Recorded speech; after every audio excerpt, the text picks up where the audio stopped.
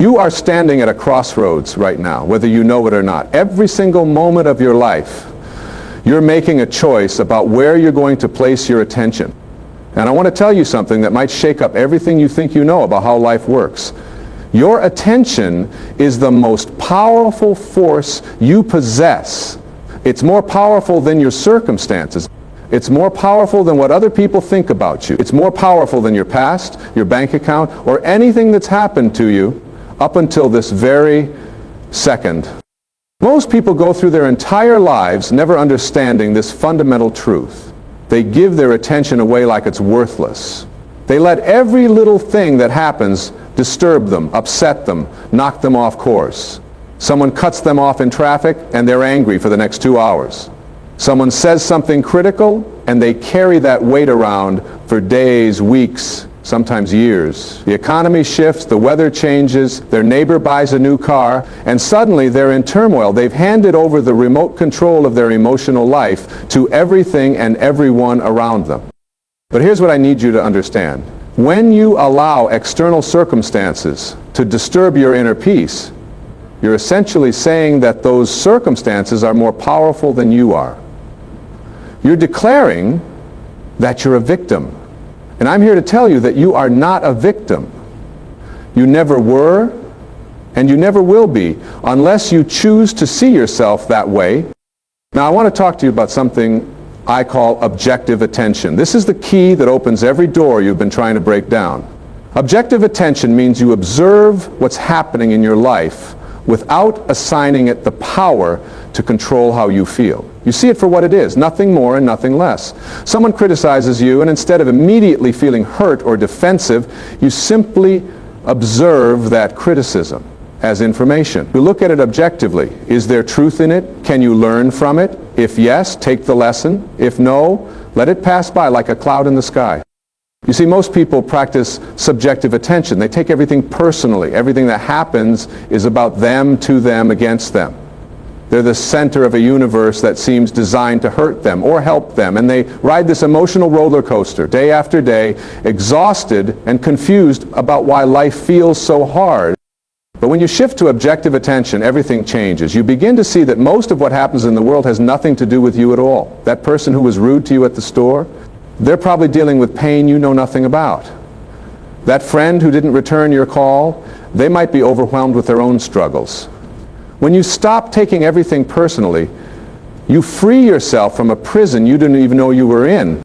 Now let me ask you something. What are you giving power to right now in your life?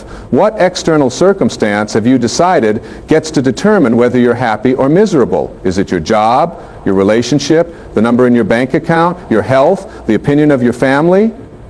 I want you to really think about this, because this is where your freedom lies. Every single thing you're worried about, every single thing that's disturbing your peace right now, only has the power you give it. And you can take that power back anytime you choose. This isn't about denying reality or pretending problems don't exist. This is about understanding that you get to choose your response to everything that happens. Let me tell you about the nature of vision. When I talk about vision, I'm not talking about your eyesight. I'm talking about your inner vision, your sense of purpose, your connection to something bigger than your current circumstances. Every person has this vision inside them. It's that quiet knowing of who you really are and what you're here to do. But most people lose touch with this vision because they let too many things disturb it. Your vision is like a clear pool of water. When you allow disturbances, when you react to every ripple and wave that comes your way, that water becomes muddy and unclear. You can't see the truth anymore. You can't see who you are. You can't see where you're going.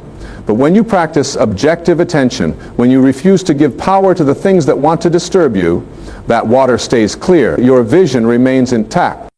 Think about the great teachers, the great leaders, the people who've changed the world. What did they all have in common? They had an unshakable inner vision, and they refused to let circumstances disturb it. When everyone around them said it couldn't be done, they kept moving forward. When obstacles appeared, they found another way. When people criticized them, mocked them, even tried to destroy them, they stayed connected to that inner knowing. You have this same capacity. It's not reserved for special people or enlightened masters. It's your birthright as a human being. But you have to claim it. You have to decide right now, in this moment, that you're not going to give your power away anymore. Now, here's what happens when you start practicing this. At first, it's going to feel uncomfortable. You've spent your whole life reacting to things, letting things disturb you, giving your power away. It's become a habit, an automatic response. So when you start to change this, your ego is going to resist. It's going to tell you that you need to be upset. It's going to insist that this situation or that person deserves your anger, your worry, your anxiety. But this is where you have to be strong. This is where you have to remember that you're not your ego. You're not your thoughts. You're not your emotions. You're the awareness behind all of that. You're the one who can choose which thoughts to follow and which to let go. Let me give you a practical example. Let's say you wake up tomorrow morning and you check your email, and there's a message from someone criticizing something you did. Now, your immediate reaction might be to feel hurt, to feel defensive, to want to fire back an angry response, or to spend the whole day ruminating about what they said. This is giving that email power over you. This is letting it disturb your vision. But what if instead you read that email with objective attention? You observe it. You notice the criticism. You notice your initial emotional reaction, but you don't identify with it. You ask yourself, is there something useful here? Is there a valid point being made that I can learn from? And if there is, you take it. You grow from it. And if there isn't, you let it go. You don't carry it with you. You don't let it ruin your day. You don't give it power. This is freedom. This is what it means to be truly alive and awake in your life. Now, I want to talk about something that holds so many people back from living this way. It's the belief that if you don't react, if you don't get upset, if you don't let things disturb you, then somehow you don't care. People think that their anger or their worry or their anxiety is proof that they care about something. But this is a complete misunderstanding. You can care deeply about something without letting it disturb your inner peace. In fact, you can care more effectively when you're coming from a place of peace rather than a place of turmoil. When you're calm and centered, you can see solutions that you'd never see when you're reactive and upset. You can respond with wisdom instead of reacting with emotion. Think about this. When you're angry or anxious or worried, are you at your best? Do you make good decisions? Do you treat people well? Do you take effective action? Of course not. You're operating from a place of weakness, even though it might feel like strength in the moment. But when you're peaceful and centered, when you refuse to let circumstances disturb you, that's when you're truly powerful. That's when you can change things. Your vision, your purpose, your inner knowing of who you are and what you're meant to do in this life, this is the most precious thing you have. And you have to protect it, you have to guard it the way you'd guard something priceless. Because it is priceless. Everything else in your life flows from this vision. Your relationships, your work, your health, your happiness, all of it comes from staying connected to this inner truth. But every day, there are 1,000 things trying to pull you away from it. The news is trying to convince you that the world is falling apart. Social media is trying to make you feel inadequate. Your well-meaning friends and family are trying to impose their fears and limitations on you. Your own mind is generating worry and anxiety about things that haven't even happened yet and probably never will. And here's the question you have to ask yourself.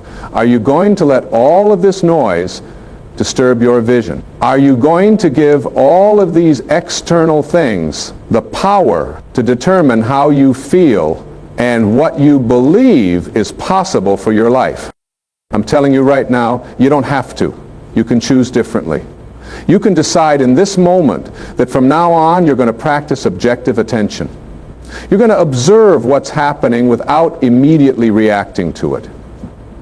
You're going to ask yourself, does this align with my vision? Does this serve my highest good? And if it doesn't, you're going to let it go. Now, this doesn't mean you become cold or uncaring. It doesn't mean you don't feel emotions. It means you're the master of your emotions instead of being mastered by them. It means you feel what you feel, but you don't let those feelings control your life. And let me tell you something else. When you stop giving power to external circumstances, when you stop letting things disturb you, something miraculous happens. You start to realize that you are not separate from the creative force that runs this entire universe. You start to understand that the same intelligence that grows flowers and spins planets and heals wounds is working through you. But it can only work through you when you're in alignment with it. And you can't be in alignment with it when you're constantly disturbed and reactive. Think about nature for a moment. The sun doesn't stop shining because clouds appear. The ocean doesn't stop its rhythm because a storm passes over. A tree doesn't refuse to grow because someone carved their initials in its bark. Nature stays connected to its essential purpose. It doesn't give power to disturbances. You are part of nature. You are not separate from it. You have this same capacity to stay connected to your essential purpose, regardless of what's happening around you. But you have to choose it. You have to practice it. You have to make it a way of life. Now, I know what some of you are thinking. You're thinking, this sounds good, but you don't know my situation. You don't know how hard my life is. You don't know what I'm dealing with. And you're right. I don't know your specific circumstances. But I do know this, whatever you're going through, it doesn't have to define you. Whatever has happened to you, it doesn't have to determine what happens next. You see, most people are living their lives backward. They're waiting for circumstances to change before they change how they feel. They're waiting for other people to treat them better before they treat themselves better. They're waiting for proof that things will work out before they believe things will work out. But this is exactly backward. Your external reality is a reflection of your internal reality. What you believe, what you focus on, what you give your attention to, this creates your experience of life. So if you're constantly giving your attention to what's wrong, to what's not working, to what disturbs you, then that's what you're going to get more of. That's just how it works. But when you shift your attention, when you focus on your vision, when you refuse to give power to disturbances, your external reality begins to shift. Opportunities appear that weren't there before. Solutions present themselves. People show up to help you. Synchronicities happen, not because the universe suddenly decided to favor you, but because you're finally in alignment with the creative force that's always been there, waiting for you to tap into it. Let me tell you about the power of a single decision. Right now, in this moment, you can decide that nothing gets to disturb your vision anymore. You can decide that you're going to practice objective attention in every situation. You can decide that you're taking back your power. And the moment you make that decision, really make it. Not just think about it, but truly commit to it, everything begins to change. Now, this doesn't mean everything becomes easy. It doesn't mean challenges disappear. It means you approach those challenges from a completely different place. Instead of being a victim of circumstances, you become a conscious creator. Instead of reacting to life, you respond to it with wisdom and clarity. Think about the word responsibility. Most people hear that word and think it means burden or obligation. But break it down. Responsibility. It's the ability to choose your response. It's the ultimate freedom. No matter what happens to you, you have the ability to choose how you respond. And that ability is something no one can ever take away from you unless you give it away. So many people have given away this ability. They become so conditioned to react automatically to everything that they don't even realize they have a choice anymore. Someone pushes their buttons and they react. Something doesn't go their way and they react. They're like machines, programmed to respond in predictable ways to external stimuli. But you're not a machine. You're a conscious being with the power to choose, and every moment is an opportunity to exercise that power. Every disturbance that comes your way is actually an opportunity to practice staying connected to your vision, to practice objective attention, to practice reclaiming your power. Now, let's talk about what your vision actually is. For many people, their vision has been buried under years of conditioning, other people's expectations, fear, and doubt. They've forgotten what they really want. They've forgotten who they really are. They're living someone else's life, trying to meet someone else's standards, and wondering why they feel so empty and unfulfilled. Your vision is your unique contribution to this world. It's what you came here to do, to be, to express. And it doesn't have to be something grand or world-changing in the conventional sense. It might be to be a loving parent. It might be to create beauty through art or music. It might be to help people heal. It might be to build something, to teach something, to simply be a presence of peace wherever you go. Whatever it is, it's yours, and it's perfect, and it's enough. You don't have to justify it or explain it or convince anyone else that it's worthwhile. You just have to honor it. You have to stay connected to it. You have to protect it from all the things that want to disturb it and pull you off course. And here's something beautiful. When you stay true to your vision, when you refuse to let things disturb it, you give other people permission to do the same. You become a living example of what's possible. You show people that there's another way to live, not by preaching or teaching, but just by being who you are. So many people are asleep. They're moving through life on autopilot, reacting to everything, letting everything disturb them, wondering why nothing ever changes. But when they see someone who's awake, someone who's living from their vision, someone who refuses to give their power away, something inside them recognizes it. Something inside them remembers that they have this capacity too.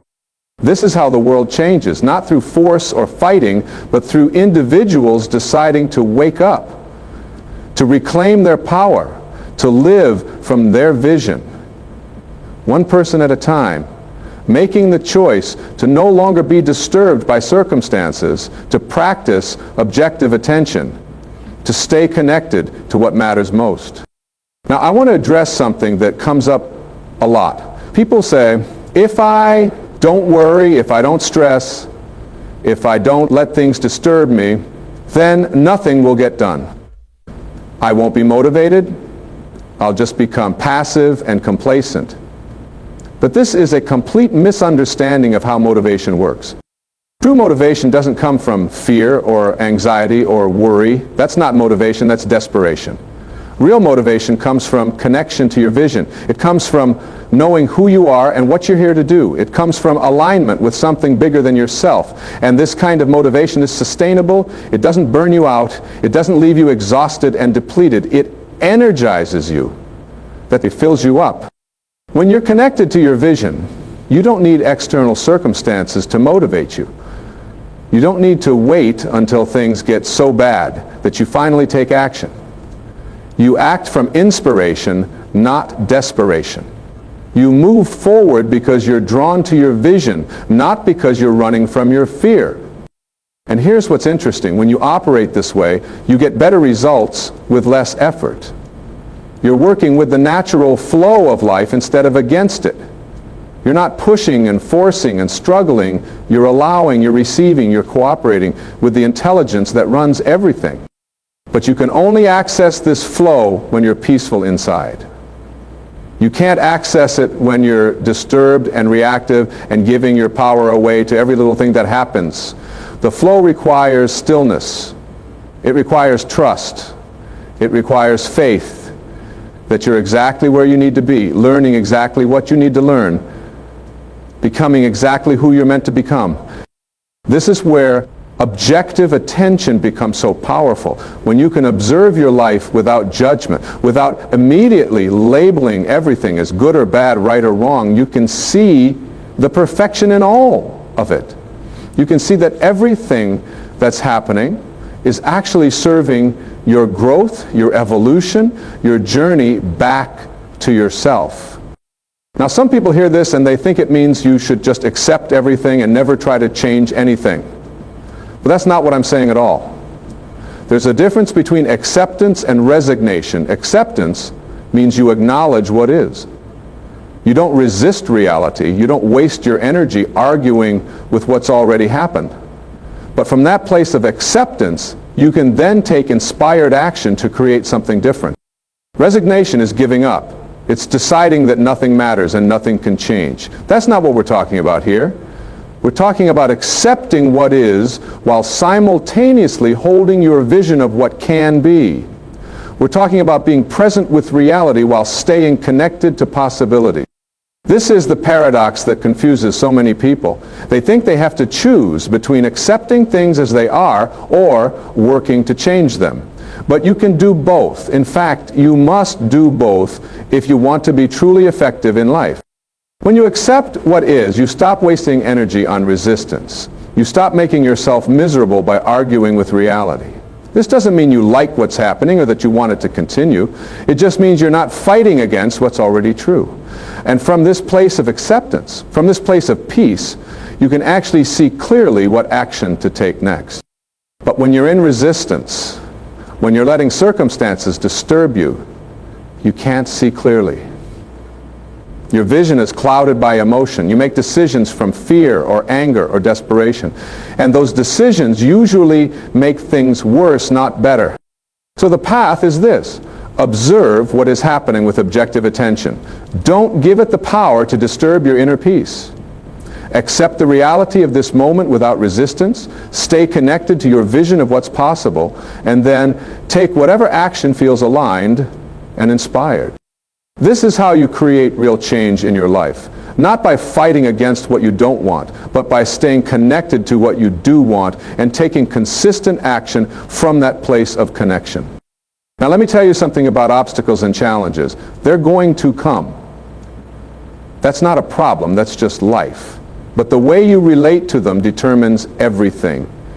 Most people see obstacles as evidence that they're on the wrong path, that things aren't working, that they should give up. They let obstacles disturb their vision. But what if obstacles are actually part of the path? What if they're here to strengthen you, to teach you, to help you develop the qualities you need to fulfill your vision? What if every challenge is actually an invitation to go deeper, to connect more fully to who you really are?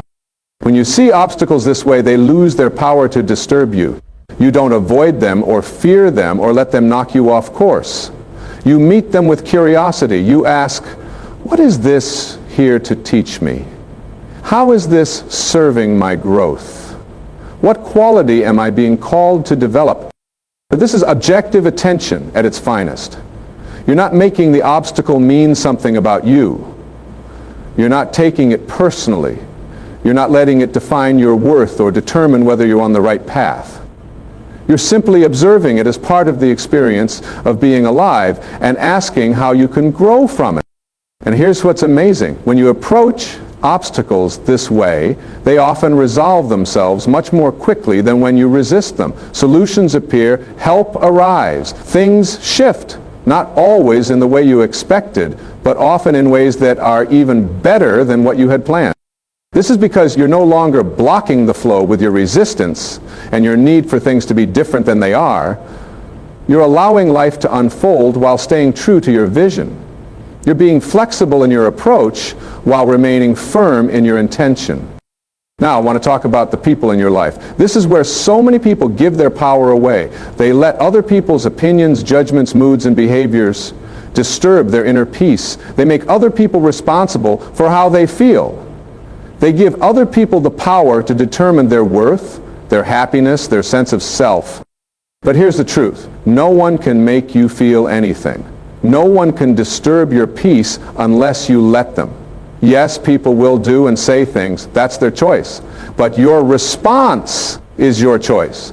You can let it affect you, or you can observe it with objective attention and let it pass by.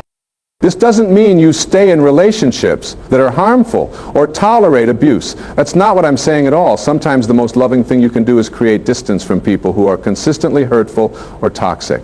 But you can do that from a place of peace, from a place of clarity, not from a place of being disturbed and reactive. When you practice objective attention with the people in your life, something interesting happens. You stop trying to control them. You stop needing them to be different than they are so that you can be okay. You allow them to be whoever they're going to be, and you choose how you